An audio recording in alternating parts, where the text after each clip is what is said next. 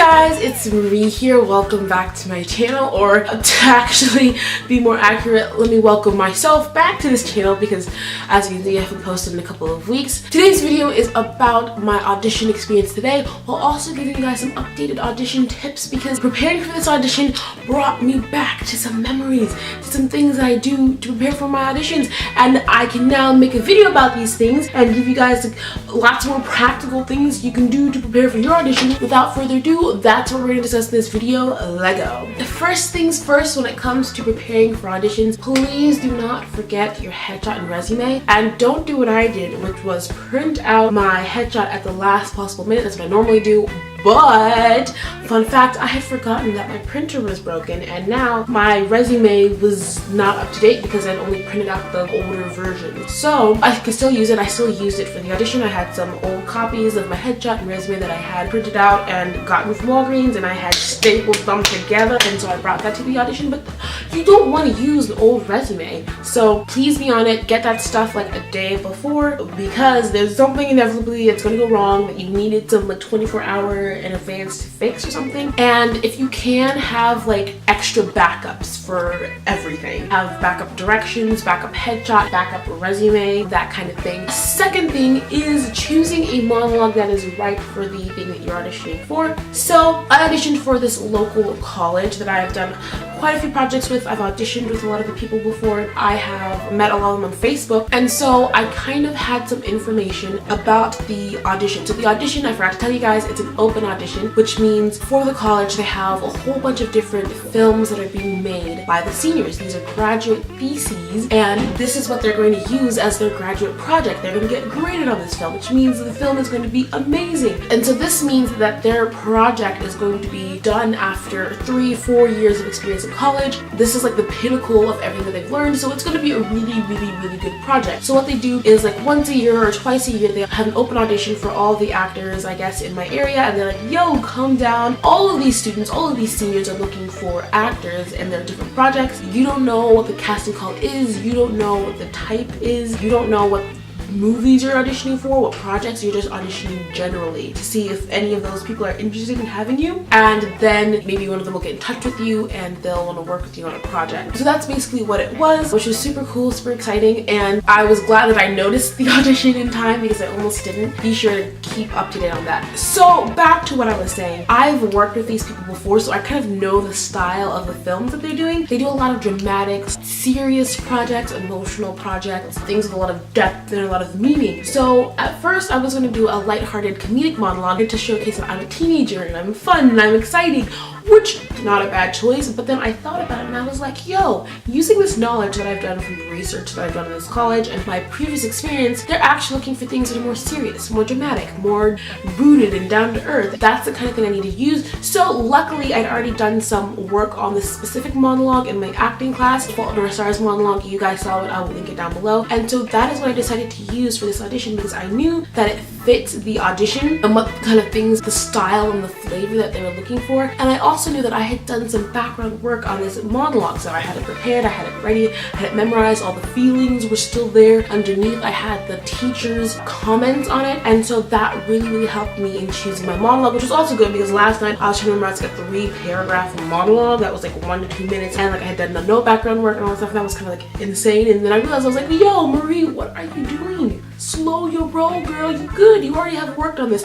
Which leads me to my next point. You guys, acting class helped me so much with this audition. For the longest time, I just winged it with my acting projects. I just winged it and kind of like did whatever and learned from what I could online and used that. And that helped me. I did do okay. But the thing is, acting class is literally like practicing for a competition. You can learn online and use tips online, and that works, but until you get up every week and you actually pretend to audition and you go through the things and the teacher critiques your acting and your auditioning technique, you're not really going to get better or get the confidence that you need. Today I was so much more confident. I was so much more down to earth and charismatic and not nervous. I know I had been practicing for a couple of months now on how to audition, how to present myself, how to do a monologue, how to feel for a monologue, how to get into character, how to perform the monologue, how to think when the camera's there, and how to block other people out. So I've been practicing this. So my audition technique itself and my audition presence was so much better than it had been before. Not that I was bad before, but there were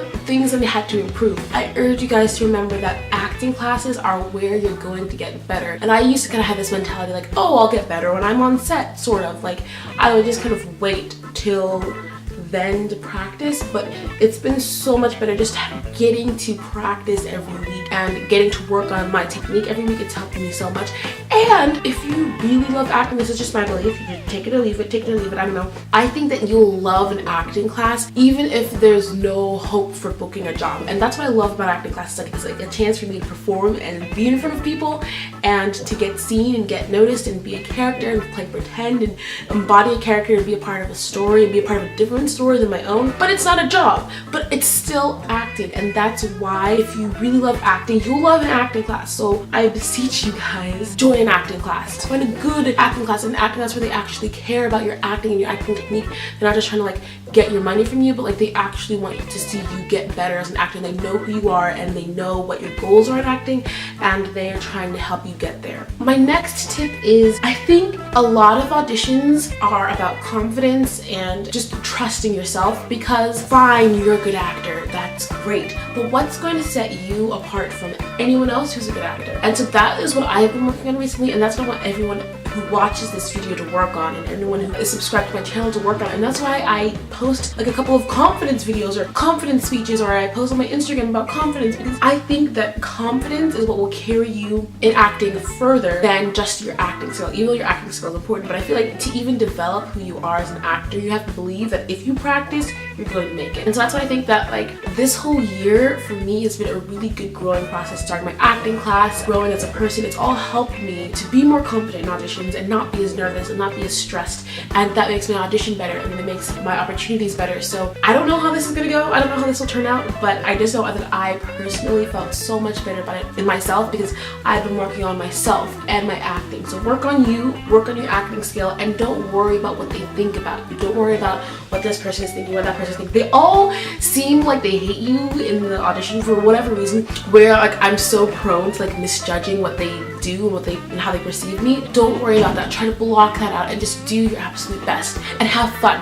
Have fun with it. That's so important. So my last tips are, be sure to pay attention, because during the slate I said my age, which they weren't really asking for, but I did anyway, and that kind of like threw off the things a little bit, because they were like, okay, well, do you need a guardian? What times are you available? Like, can you still be in the projects even though you're so young? And so be sure to pay attention, because I was kind of nervous. I didn't know what to say, and though he'd already said what to say, I kind of like thought I needed to say something else, so I just added in my age at the end, and then that kind of threw things off. Don't do that. Don't let your nerves spook you. Things that I want to learn from, one is like at the end of my monologue there was this weird pause where I was done, but I didn't know whether I should look up or I should wait for him to say look up, and he didn't know whether I was done, and then I didn't know if I was done, and then I was just like, and so it was kind of awkward. And so that's something that I'm going to try to figure out what to do, so that way you guys know what to do, but just look out for that. Have a plan and action for letting the director know that you are done with your monologue, just that way you have a choice and it's not too awkward. Another tip is be sure to practice your monologue